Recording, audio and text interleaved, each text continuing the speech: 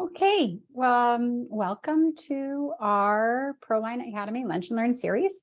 My name is Catherine Squires-Basson. I'm the Director of Culture and Community here at Proline, and I'm delighted to have you all join us. I'll let my colleague Christy introduce our speaker today and tell us a little bit more about Pinchin. But I will just reintroduce the Proline Academy, which is a series of learning opportunities for strata council members and owners and residents and people connected with strata corporations.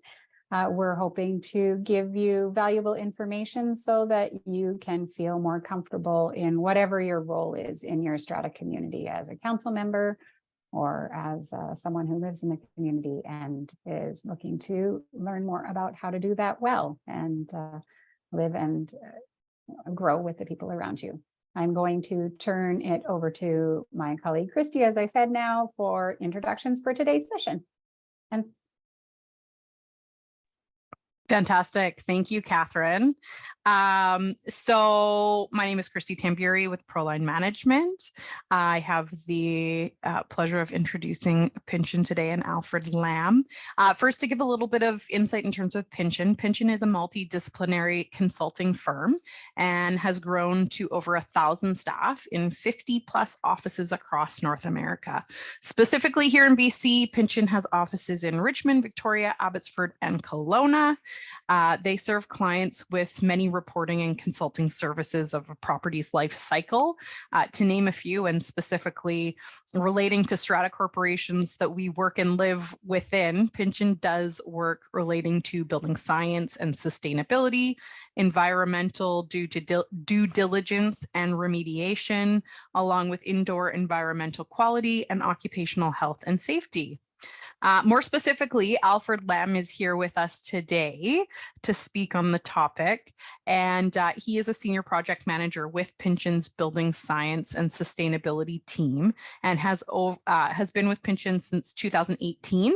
He has a background in civil engineering, property inspection, and depreciation reports with over 10 years of combined experience. And to date, he has completed and reviewed, this is incredible, over 1,200 depreciation reports, reserve fund studies, warranty reviews, and building condition assessment reports across Western Canada. So with that said, I will hand it over to Alfred to take the floor from here. Thank you, Christy, for the introduction. So I'm pleased to join you guys today to share some of my experience with depreciation reports. So without further ado, I'll just jump right into it. Now, depreciation reports, which are also known as reserve fund studies in some other provinces, but here in BC, we have the specific name of depreciation reports. These reports are primarily a financial document intended to serve strata corporations on their long-term capital planning. Now, the importance of these reports is to have a standardized reporting system so that it's consistent across stratas, so people can get a good comparison when they're either investing in a property or deciding on investments, etc. But it's important that the methodology that we use for these reports are accepted and adopted by a major association. So the methodology that I practice with these reports, they're consistent with the Real Estate Institute of Canada. So this approach is accepted throughout Canada. So maybe before we jump into the scope of a depreciation report, I should first mention that I think the need for a depreciation report often stems from developer setting a unrealistically low strata fee to begin with. Now, oftentimes that's required on their end because they want to attract buyers.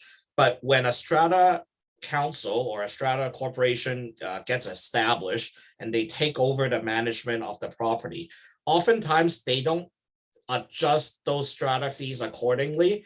So it kind of sets the strata back because they're not raising enough funds to prepare for those future repairs and replacements. So to first, we'll go through a list of a scope of the depreciation report.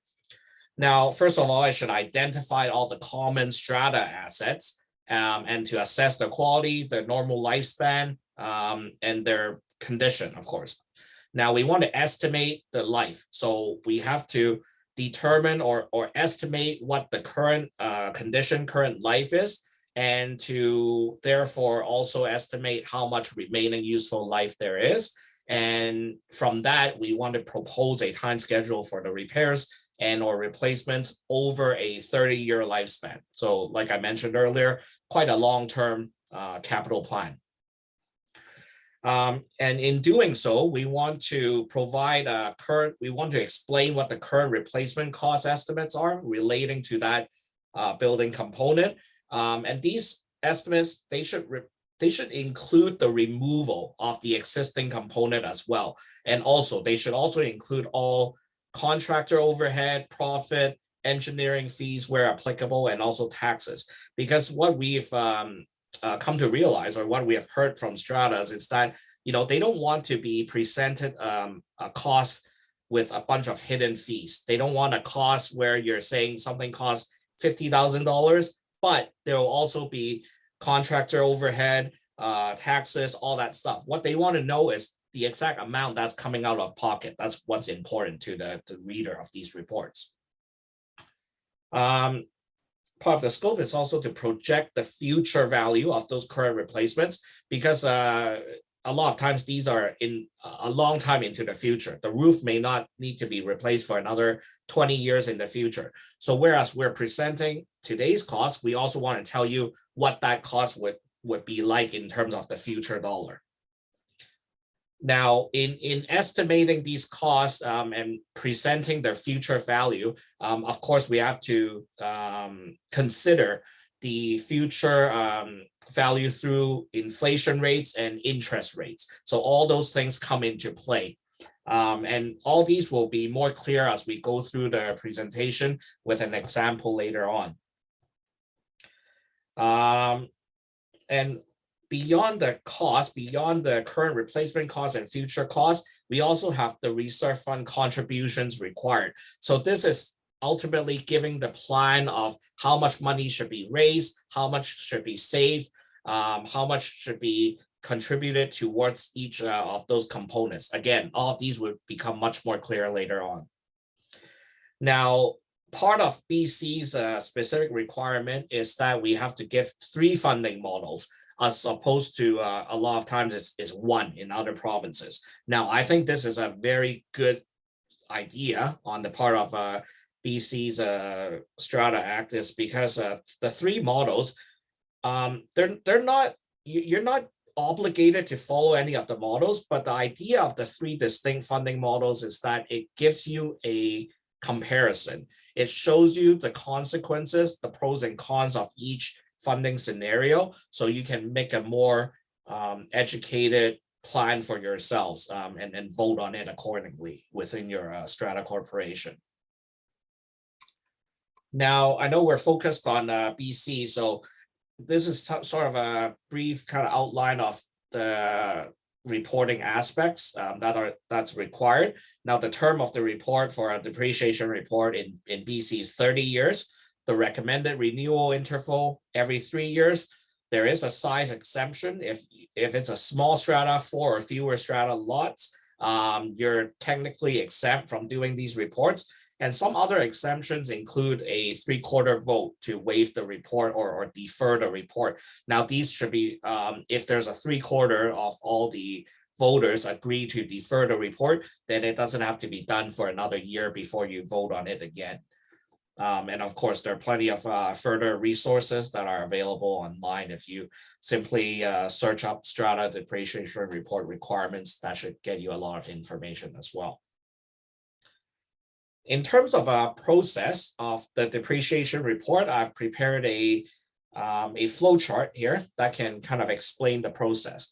Now, when we're engaged to do a similar report, usually we start off with a documentation review and interview process where we get in touch with either the Strata Council or the Strata Property Management team to provide us with some documents to review.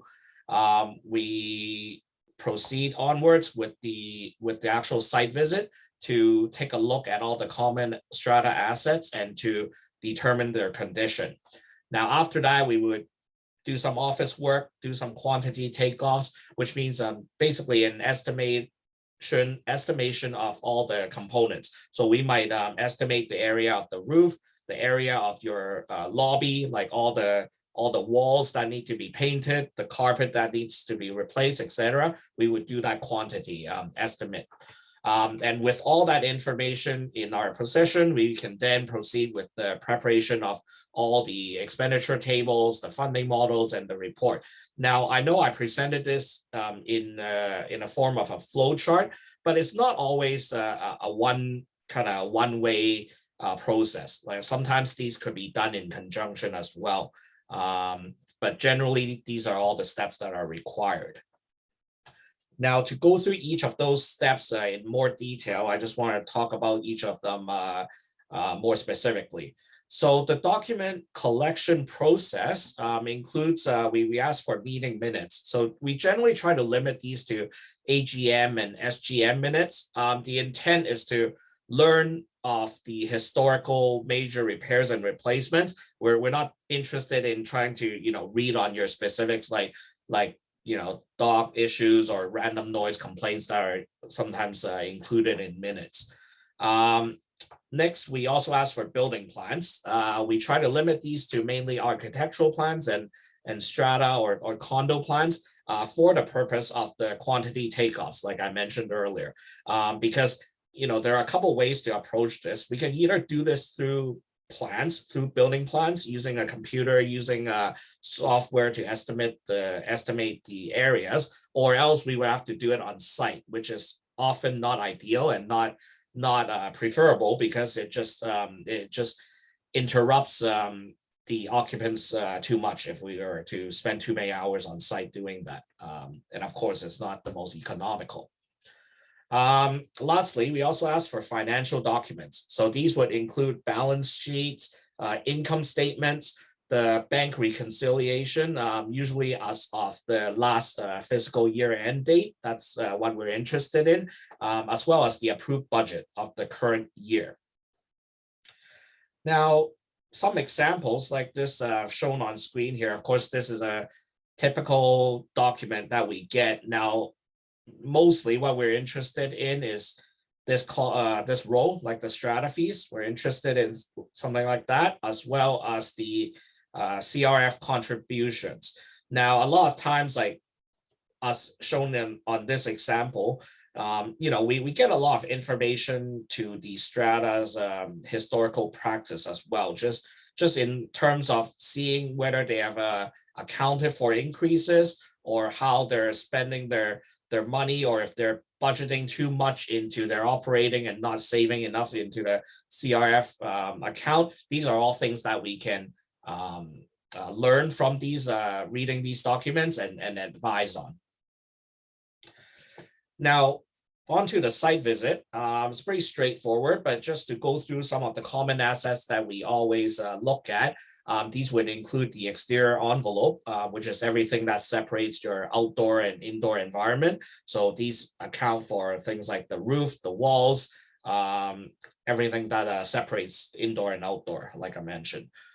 Structural systems, so these would include your underground parking garage. It would include your balconies, everything to do with the structure. The interior finishes of common areas, I should mention, because if you're in a residential strata, the suites in your interior finishes within your suites are your own responsibility. That's not a common asset. So when we look at interior finishes, these would be limited to lobbies, your hallways, corridors, or any amenity areas. These would be the areas we're focused on. Of course, elevator systems, typically a common asset. Site features, so anything to do with your landscaping, or even if you have a water feature outside, anything on the site that's part of the site grounds, these would be a common asset. Mechanical systems, anything to do with your heating and cooling systems, ventilation systems, and also includes your plumbing. These would typically be a common asset, unless your strata specifically excludes certain aspects of these systems. And electrical systems, life safety and security, which includes your fire alarm system, your suppression system, and emergency generators. If your strata has these systems, these would be included. Now, buried site services and drainage. A lot of people don't pay too much attention to this because usually people don't see it. It's out of mind. But these are important, and these are common assets as well, because once the city services enters your property lines, these are your strata's own property. If the water main breaks, these are your responsibility to get them fixed, and they would have to be funded through the strata's own accounts. So these should be accounted for in the report. Oftentimes there isn't a fixed answer as to these, but it's always a good recommendation to have some contingencies saved for such repairs. And finally, I have some miscellaneous items should be accounted for. These would include things like a garbage compactor, which are included in some strata corporations, or in some cases they simply lease them, then we don't account for them. But if they're strata owned, then we take that into consideration in the report as well. Now, just to show you kind of a typical software in terms of how we do these quantity takeoffs, this would be one such example. So where we can have the building plan, we scale it according to the drawing size, and we can simply, it takes approximately half a minute to do that border, and right away we know with a very high degree of accuracy how large that area is. So you can see how this is much more efficient compared to doing a estimate of this area on site. Now, of course, these can only be achieved if the building plans are to scale. For some older strata buildings, if they're, I would say from the 70s and beyond, if they're kind of hand-drawn blueprints, a lot of times if they're not legible, we can't proceed with this process.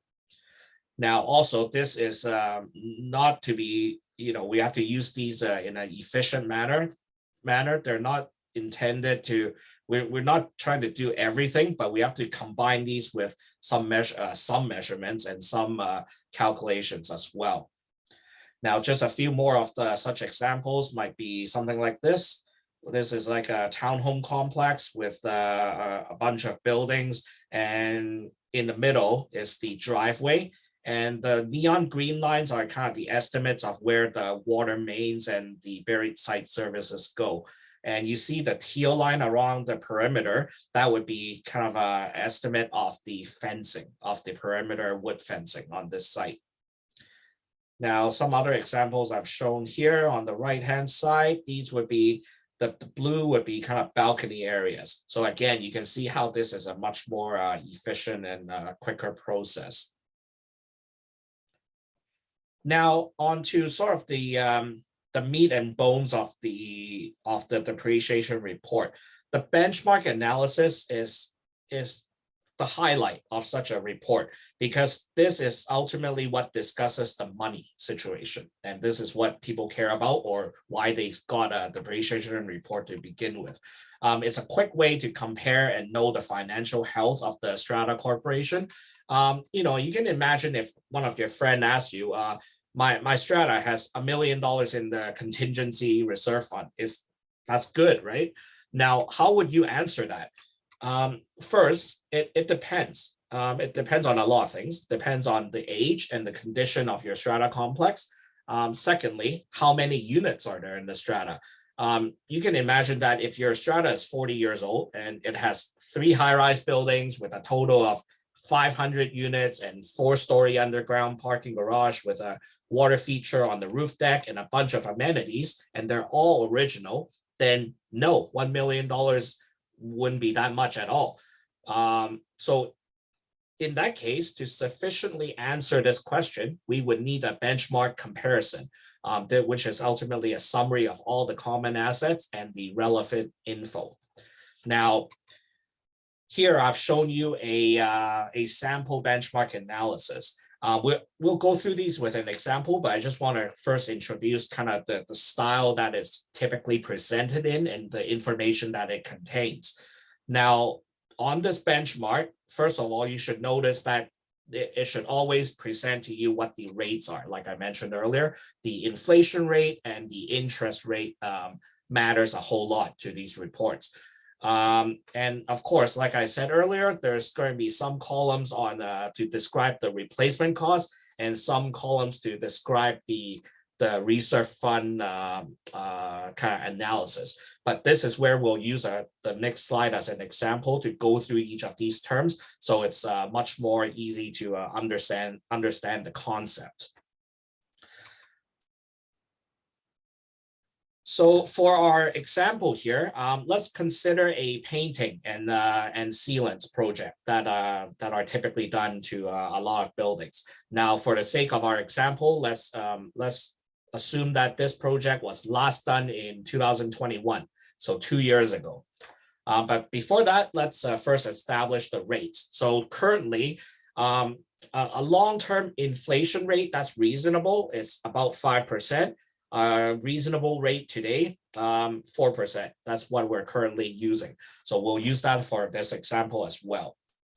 Now, like I said, well, of course, the current year, 2023. And for the sake of this example, painting and sealants typically done every 10 years. It's a reasonable life cycle. So we'll use that for this example. And like I mentioned earlier, let's assume this job was last done in 2021. So 2023 minus 2021 is 2 years old right now. So just based on that, a 10-year cycle, and is currently this project's last done in 2 years ago. So the remaining life is approximately 8 years. Now, for this example, our current replacement cost, the current cost in today's dollars to do this project would be $100,000 for this example. Now, in 8 years' time, it would no longer be $100,000. So it should be $100,000 multiplied by 5% compounded over 8 years. That would give you a total future replacement cost of $147,000 and some change. Now, with this column I've presented here along the left-hand side, this is assuming that you're breaking down that $100,000 of our current replacement costs over 10 years evenly. If you were to save up for this project annually, you should theoretically save up 10% every year for this project. Now, 2 of those years have already passed. So you should theoretically already have $20,000 in the bank saved up for this painting and sealants project. Now, this is a simple proportion amount. It's simply $100,000 multiplied by the 2 years that have passed, divide by 10 years, so $20,000. Now, we're taking this amount and see what we would get in the future. If you already have turned $20,000 in the bank today, it would sit in the bank for another 8 years until the time when you actually need to do this painting and sealants project again. So with the 4% interest compounded over 8 years, this $20,000 would turn into $27,000, $371. Now, you can realize at this time that between the future replacement cost and the future reserve fund accumulation, you're still short an amount, specifically with the $147,000 and change minus the $27,000 or so, you would still be short this red amount that I've shown here on screen. This $120,000, $375, you would still be short. Now, how do we get that in the remaining 8 years? You can no longer get that through saving up $10,000 a year for the next 8 years. That would not be sufficient.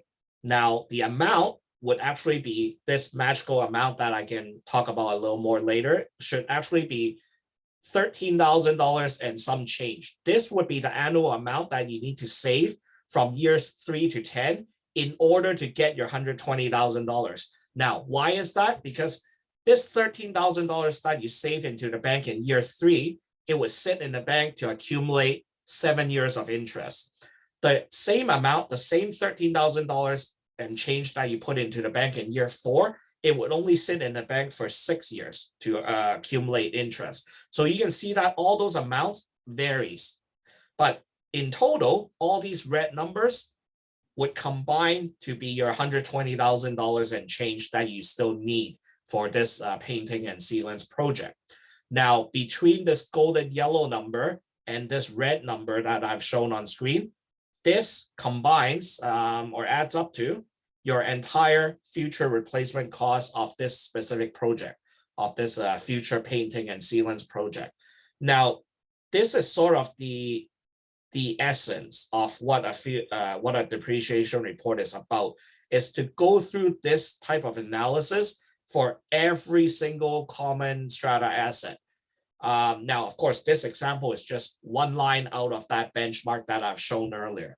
Now, just a further note on these numbers, the most important number out of this are these two numbers, that 20,000 and the annual reserve fund requirement of 13,000.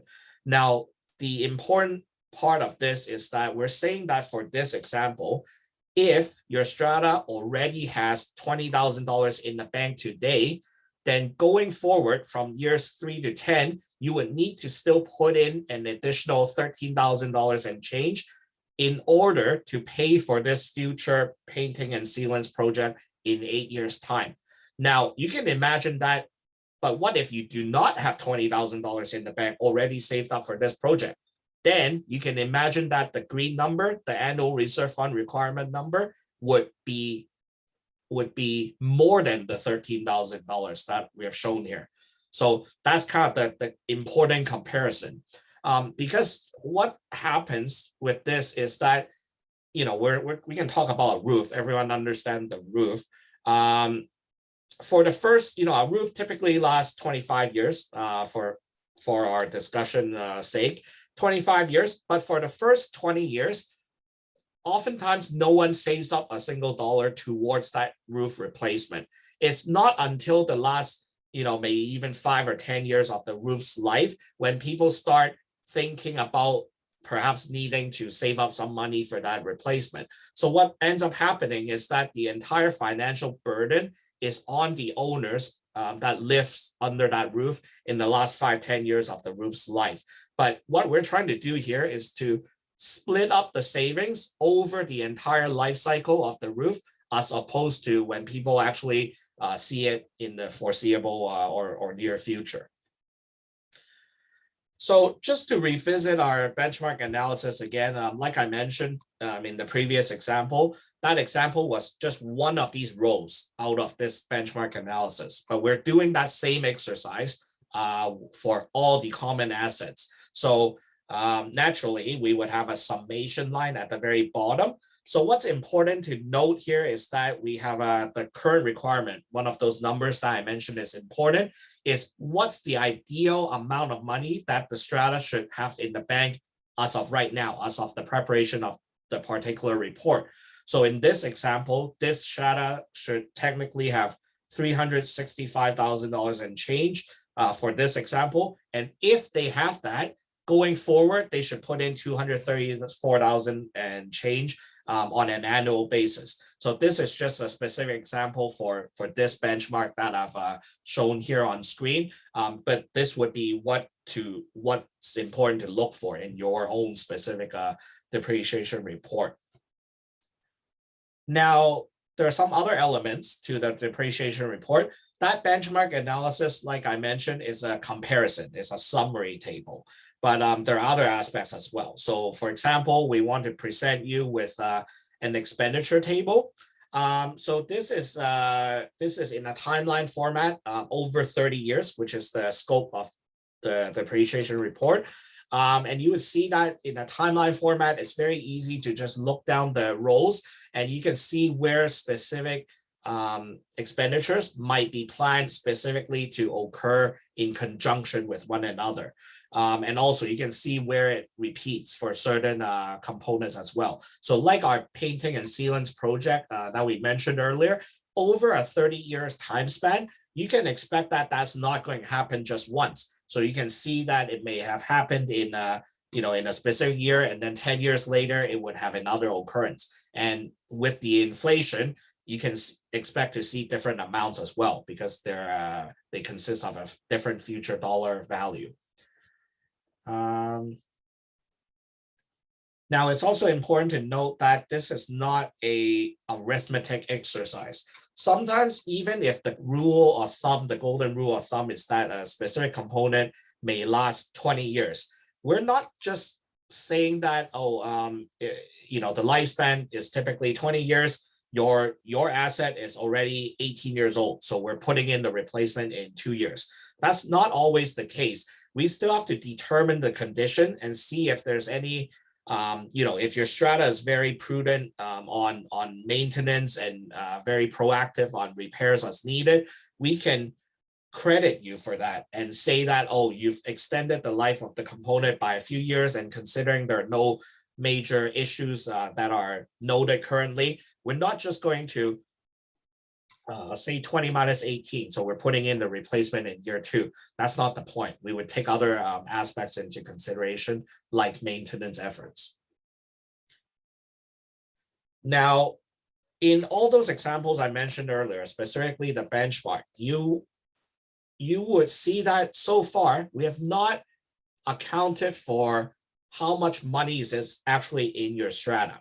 Now, that's because for comparison's sake, the amount of money in your strata did not matter yet. It's until these funding models where the amount of money for your strata actually has an impact. So these scenarios are where we would take the financial health of your strata into consideration.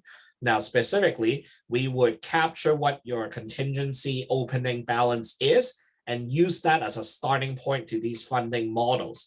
And from there, we would make recommendations on how to proceed for the next 30 years, or give recommendations to increases, etc. So like I mentioned earlier, in BC depreciation reports, we are mandated to include 3 distinct funding models. Now, there's no set rule on what these 3 models have to be. These are dependent on the provider, but from my standpoint, I believe these models that we use are a good extreme scenario, so you can see the situation. So the first one we call a status quo scenario. Now, like its name implies, it's basically considering what your current funding situation is. We're not increasing your monthly amounts. Your monthly contribution to the contingency does not change. So you can see 0% down all 30 years. But to compensate for that, you would have to raise special levies in certain years to fund the future expenditures that we anticipate. So this is sort of beyond a status quo scenario. This is also, we try to advise clients that this is the what not to do scenario, because basically you're leaving the funding to the time when it's actually needed in that specific year. So what we want to do is more prudent planning. So this is not prudent planning, but it's there to show the extreme scenario. Now, a second scenario that we include in the report, we call an aggressive savings scenario, or some people call it like a ideal full funding scenario. Now, the important aspect of this is this should be the complete opposite of that first approach. So in the first approach, we have 0% increases to your monthly contributions to the contingency. But in this scenario, we're trying to increase that significantly to start snowballing the funds so that you can have enough money in your bank account to pay for all the expenditures that are coming up over the next 30 years. Now, the benefit to that would be it decreases or it minimizes or even eliminates all the need for special assessments. But of course, it would have to be compensated by massive increases to your monthly contribution. Now, like I said, there's no set scenario for your strata, but these are intended to open your eyes to what the consequences would be so that you can make a more informed decision on what your personal vote would be when your strata decides to vote on these issues. Now, one more important aspect of this kind of aggressive savings or this ideal full funding scenario is that it's perfectly aligned with 100% at the end of the 30 years. Now, what does 100% or what does full funding mean? Like my earlier example with the painting and sealants project, at the end of year 2, you should have theoretically have 20% of that 10-year life cycle component, right? Now, if you're right at 20% at the end of year 2, you would be at 100% funded. If you only have $10,000 at that time, you would be 50% funded. Now, if you have even less, it would be at an even smaller percentage. Now, you can see that until you're at 100% funded, not only do you have to contribute your annual amount, but you would have to contribute even an additional amount to catch up for the underfunding from previous years. Now, until it's at 100% funded, then going forward, it can be a completely fair arrangement where everyone pays equally. So this is the same as saying that, you know, for the first 20 years of the roof's life, that people don't contribute into the roof. This is kind of the exact scenario. If you don't pay for a certain component for the first few years, you're adding the burden for the future owners. So this is kind of the essence of these funding scenarios as well. Now, I haven't included a third scenario here because the third scenario we typically leave to discuss with the specific strata. But naturally, the third scenario that we include in our depreciation reports is somewhere in the middle of these first two models that I've discussed. So whereas the first two models is kind of the two extreme ends, the third model is open to discussions. We can have a 50% model where it's exactly in the middle of the first two. Now, in addition to all the charts and all the numbers, some people are more visual. So some people like to see graphs and graphs and charts as well. So we have included these in the report as well. But ultimately, they present the same thing. So one of the visuals that we present in our depreciation reports is a kind of distribution of the expenditures pie graph here over the next 30 years. So you can see where the money is going into. So in most cases, almost 99% of all stratas, most of the money would be going into your exterior envelope, which is roofs and walls and things like of that nature, because those are the typically the most expensive components. Now the graph at the bottom here is just a consolidated visual to show you those three funding models that I mentioned earlier. The red line at the bottom is the status quo scenario. So it's basically you're never raising enough money for the future rainy day, so to speak. You're just raising capital to pay for what's immediately needed. So you never have extra money saved up. Whereas the green line there, at the end of 30 years, you can see that it's right at 100% and matches that wavy pattern at the back, which is to say that at the 30-year mark, according to this plan, you're right on pace. So meaning you have the sufficient amount of money, and then going forward, everyone would be paying equally. And naturally, like I mentioned earlier, the third model could represent this orange line in the middle. So it's somewhere in between, but these are open to discussions. And when we prepare these reports, we typically have that discussion with the individual strata council on what they would like to see and how we can serve them specifically on what they would like to present to the rest of the ownership. And that's it. I think that's what I've prepared for you today.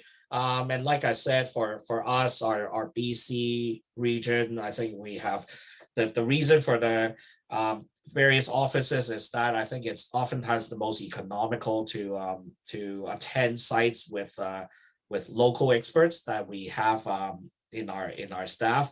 So in that case, it allows us to be more economical and do these reports in a more timely fashion. So thank you all for listening, and I'd be open to happy to answer any questions. Awesome. Thank you so much, Alfred. There are a couple of questions here.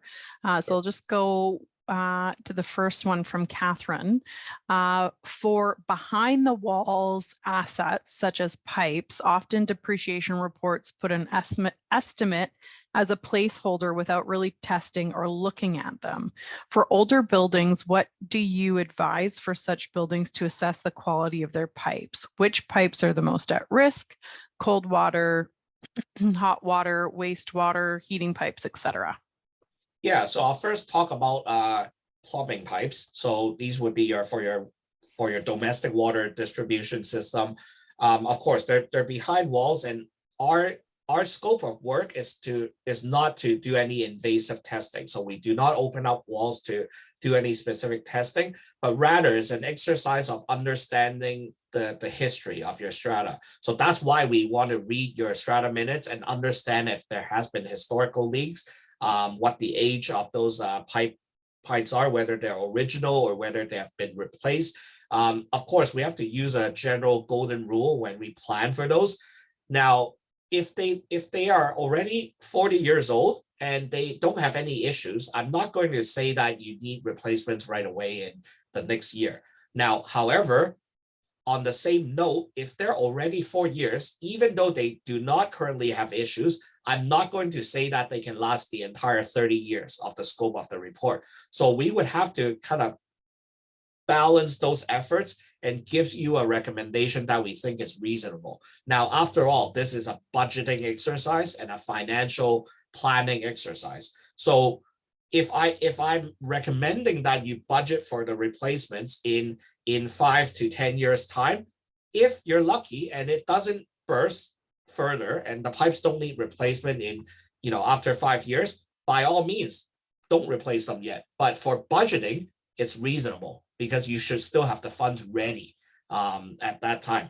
Now, to answer your question on kind of what pipes tend to go first, it would depend on the arrangement. Some buildings have horizontal runs and risers, whereas some other buildings have runs on every level of your building.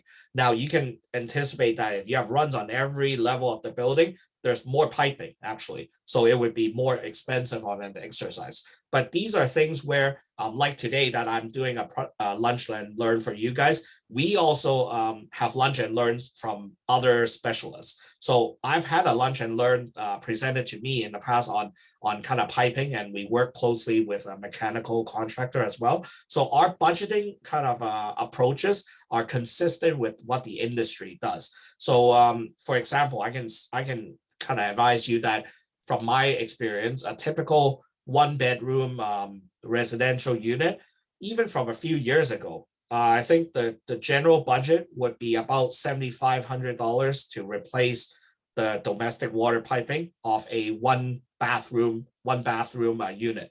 If you have more bathrooms, it adds up from there, right? Now, another thing is if it's an old building and there are considerations for possible asbestos or other hazardous materials, that whole project, you can expect it to increase another 30% or more. So these are kind of general ways of how we go about estimating for piping. And about the runs and the risers, the horizontal runs would, of course, usually they need to be replaced first because runs carry water longer, whereas vertical, your hot water is not sitting there for as long, so they don't deteriorate quite as fast generally. Perfect. Thank you. We have another question from Bonnie Jean. If previous depreciation reports have been done, do you start at square one and do everything again, or use info from previous reports? Would second or third reports be cheaper if you used info from the previous reports? Good question. The answer is no, we cannot do an update on another provider's report because we didn't do that work. And they didn't, and it's not like we get reliance from the other company, right? So we have to do everything from scratch. Now the reason is I would say there's quite a few reasons. Now, unfortunately, the quality of these reports, it's all over the place. Now it's quite sad to say, but some providers, some reports, it's pretty much worthless if it's a poor quality report. Some providers don't do the same things as everyone does things differently, right? And like I said, the quality varies, so we can't trust the other reports information, so we have to redo it ourselves. Now, that's not to say we can't consider it. If you as a client provide that past report to us, we can take a look at it, and some reports are great that we could use a certain information from that. But in order for us to verify that info, is almost the equivalent of us doing it again. So in terms of cost, there wouldn't be that significant of a reduction in cost, because we still have to be responsible for all the information to make sure that we're giving you a product that we are confident in. Super, thank you. From Bill, there's a very high probability that our building will be destroyed by an earthquake. So why save so much? Yes, because I think before it becomes a fact, we can't rely on that fact. Now, it's a joke amongst I guess Vancouver, right? Just people in Vancouver. I've lived here for 35 or so years. Everyone has been saying that an earthquake's happening, but it hasn't yet. So I mean, we can't just keep thinking certain things will happen. Now, for the sake of these reports, we have to assume that the building will continue to be repaired in perpetuity. We cannot anticipate an end of life to the whole building. Now, besides the earthquake comment, some stratas might have a end of lease date that they don't know if the lease is going to be continued or not with like the city, right? So in those examples as well, we cannot anticipate what's going to happen at that time. We just have to do our job and provide the report to cover a 30-year scope, so that it allows you to contribute funds as needed. Now, unless you're certain that your strata will be disbanded in a few years, or you have already approved a vote to sell off the strata or whatever, then in that case we can do something about that. But unless something is a fact or for sure, then we just have to go about the mandate of these reports. Thanks, Alfred. Next from Justin, how often do really bad surprises happen, and are the potential for unknown significant negative events accommodated within a depreciation report? In short, the answer is no, because just like with insurance, acts of God can't be predicted, right? So similarly, we can include those in the report as well. Yeah, that's the short answer for that. Thank you. Jake asks, how does a building envelope report differ from a depreciation report? So a depreciation report, like in the first slide, or when I'm talking initially, it's primarily a financial exercise. It's a long-term capital planning report.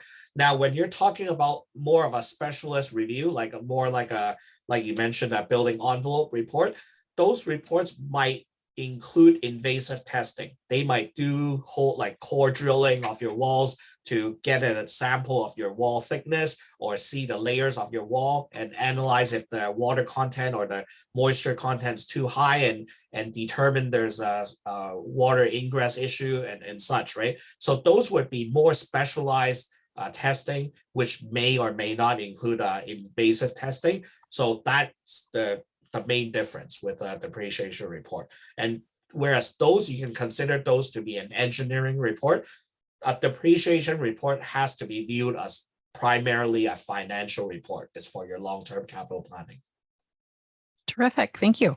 And then Bonnie Jean just has a follow-up question to her question about funding depreciation reports in previous versions. She says, is it less expensive than to stay with the same company for future reports? I would say yes and no. Depends if they already made you an agreement from the start. Now, some companies might say like, oh, if we do your initial report, we will promise you a 10% discount for the future iterations of the updates, etc. Right? If they made you that promise, then sure. But otherwise, I know that a lot of, just like with everything else, every company is trying to catch up with inflation, with with paying their staff more salaries. So we have to kind of match the times as well, right? So unfortunately, a lot of reports nowadays are going to be more expensive from 3 to 5 years ago, and then even further, of course. So I would say unless the company promised you, otherwise it depends. And also sometimes you may be looking elsewhere because I would imagine that if the previous company is already doing a good job, you might consider them to give you a quote again. But if you're looking elsewhere, there's probably a reason, right? And there's probably something that you noted that they did an error, or it's not matching with your expectations, something, right? So I think I think the consideration for the accuracy and for the quality of the report should outweigh any small discounts, if any. Super. And so that does it for all of the questions submitted. Maybe I'll give a quick, see, I knew there might be a couple more. So David says our depreciation report has our depreciation report has very few differences between chronological age and effective age. We believe several of these assets have shorter effective ages than stated, i.e. we believe that they will last longer. How best to verify the actual effective age? Well, that would depend on like I said, that would depend on the provider's experience. But in saying that, I can also, while I very much disagree with just, considering the chronological age, like I said earlier, we have to take the condition into consideration. Otherwise, what's the point of us going to site to look at the condition of the assets, right? But for certain things like the plumbing, that was discussed earlier, or in some cases like any concealed membrane. So it's in some cases you might have a parquet roof deck membrane that's concealed with landscaping. So things like that where we cannot physically or visually see when we go to site, we have to trust the historical any historical leaks or anything of that nature. So that's why we're doing an interview with either your management or your site personnel or the strata council to better understand if there has been historical issues. If there are no current issues, I have no problem saying that it looks like it's exceeding its expected useful life and you can get a few more years out of it.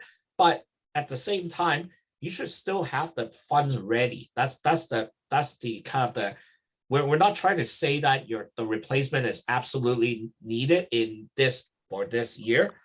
But for the sake of budgeting, you should still have the budget ready. I think that's where it differs with the opinion between the provider and the reader sometimes. Terrific. And that does it again for our questions. I'll give it one more second. And in the meantime, I would like to thank you, Alfred, for attending today and walking us through the exciting world of depreciation reports. And I'd also like to thank everyone in attendance. I know that Catherine also has some closing remarks as well. Great. Thanks so much, Christy. And thank you, Alfred. Yes, that was great. And to everyone joining us today, we hope we found the session helpful. Just a couple housekeeping notes. Please note we did record the session today, and I will be sending it out in an email to everyone who is registered for the session. You can share it with other council members that might not have been able to attend. You can also access this and other recordings from previous sessions on our YouTube channel, so that will be available.